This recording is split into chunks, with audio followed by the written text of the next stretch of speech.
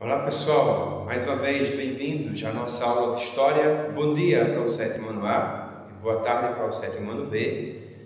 Gente, na aula de hoje vamos continuar o capítulo de ontem, fazendo o fechamento desse capítulo, estudando hoje sobre a União Ibérica, que foi de 1580 até 1640, e também a invasão dos holandeses ao Brasil.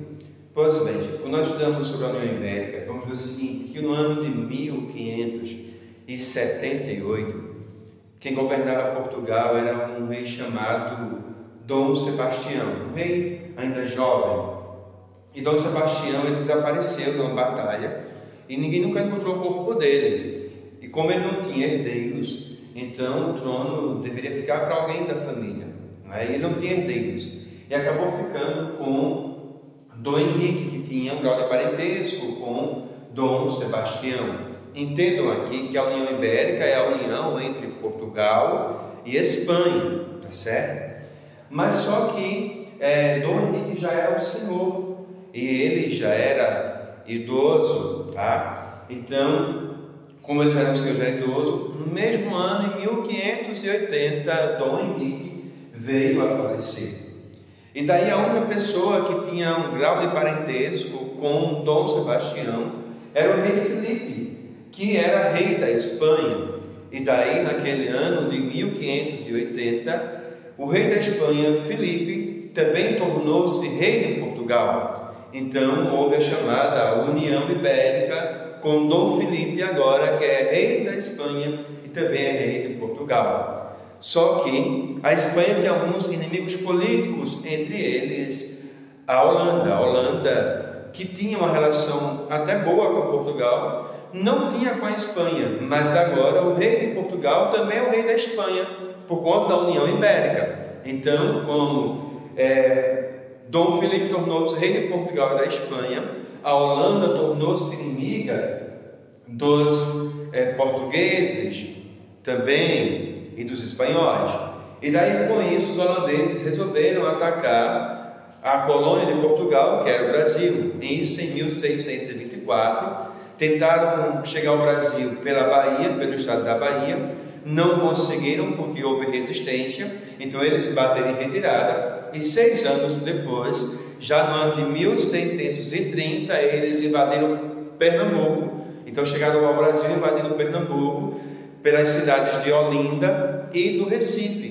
Tocaram fogo nas igrejas de Olinda, nas igrejas católicas, porque os holandeses eram protestantes. Então tocaram fogo nas igrejas católicas de Olinda, invadiram Olinda. E daí, com a invasão holandesa, os holandeses passaram a dominar essa parte do Brasil, no caso Olinda, Pernambuco, no caso o estado de Pernambuco, com as cidades de Olinda e de Recife. E com isso, eles começaram a governar o chamado Brasil holandês. E claro, a Holanda queria expandir ainda mais, porque havia riqueza, lembro da capitania que prosperou, que foi a capitania de Pernambuco. Então eles começam a administrar o chamado Brasil holandês. A Companhia das Índias Ocidentais, a Companhia das Índias Ocidentais, vai enviar para o Brasil um novo governante, que era o Conde João Maurício de Nassau. Uma observação: Maurício de Nassau vem para o Brasil, tá certo? Através da Companhia das Índias. Só para lembrar para vocês: tem a Companhia das Índias Ocidentais e a Companhia das Índias Orientais. Então o rei de Portugal não, perdão. Então os holandeses mandam para o Brasil o Conde João Maurício de Nassau, tá certo? Maurício de Nassau era alemão, que veio para o Brasil a mando dos holandeses.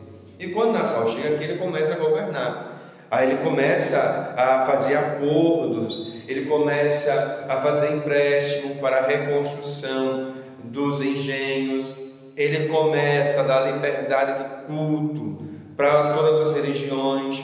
Então, os católicos podem cultuar a Deus, os protestantes, os judeus. Ele começa a ser querido, ele começa a investir. Aí ele faz um acordo com a Holanda, porque ele só viria para o Brasil se ele pudesse trazer com ele uma comitiva. E ele trouxe arquitetos, pintores, escultores, artistas.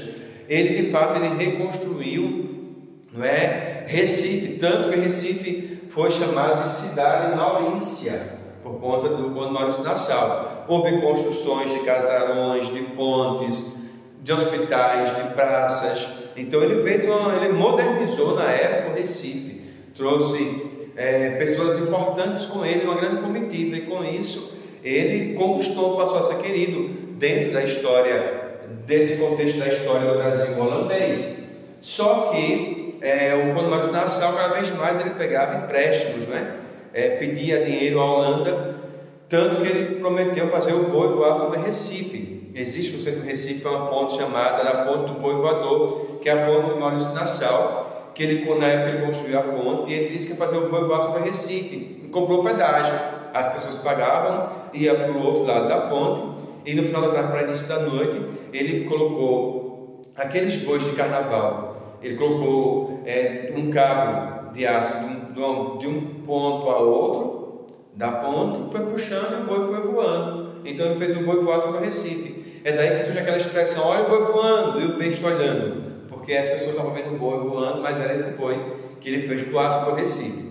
Pois bem, mas além disso, ele também tem a questão que em 1644 ele perdeu o carro, a Holanda manda ele de volta para a Europa, e daí o novo governante quebra os acordos que Nassau tinha feito, e isso gerou nas pessoas uma revolta muito grande na população, que houve a chamada insurreição pernambucana, que foi de 1645 até 1654. Fato aqui muito importante para criar a chamada Batalha dos Montes dos Guararapes, na cidade de Jabotão dos Guararapes, na região onde hoje é Prazeres, na parte alta, onde tem a chamada Festa da Pitomba. Então houve a chamada Guerra dos Montes, na Batalha dos Montes dos Guararapes. Foram duas as Batalhas dos Montes Guararapes, a primeira em 1648 e a segunda em 1649. Nessa segunda, os holandeses foram expulsos pelos brasileiros, pelos portugueses que estavam apoiando os brasileiros, mas aí os brasileiros conseguem expulsar os holandeses. Então houve a vitória na Batalha dos Montes dos Guararapes. E daí, quando chega o ano de 1654, houve de fato a expulsão definitiva dos holandeses do Brasil. Tá certo?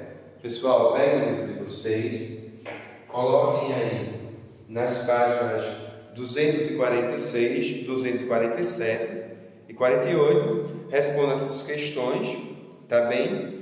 E façam bem as questões de marca X, vestibular e Enem, tá bem?